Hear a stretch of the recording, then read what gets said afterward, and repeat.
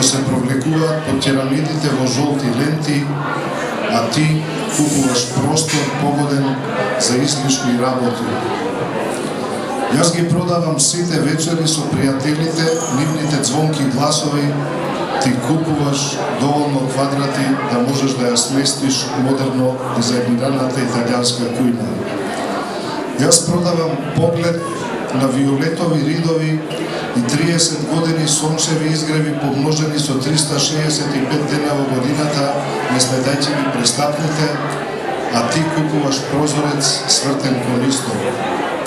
Јас продавам месечинско млеко, незиното ковано сребро, пролиено по соседните покриви, ти купуваш само покриен балкон погоден за сушење јаглиште.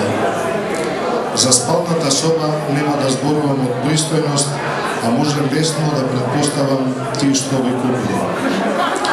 Исто ги продавам и нервожните звуци на своите подпетици што одеа таму ваму, горе долу, долу горе, додека ги чекав неговите чекори по скалите во собата за дневен престој. Ти купуваш добро сочуван дабов паркет и ме прашуваш колку чинат спомените по квадратен метар.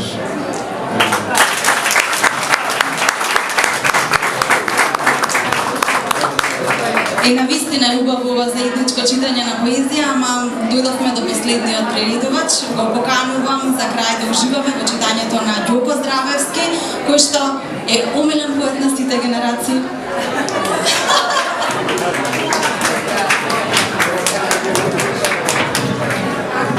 За другиве може би претеруваше, сега стварно претера.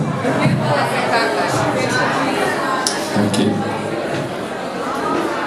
Јас одбрав една песна што ја одјавивме на Репер пред 3 години од Ана Ростокина.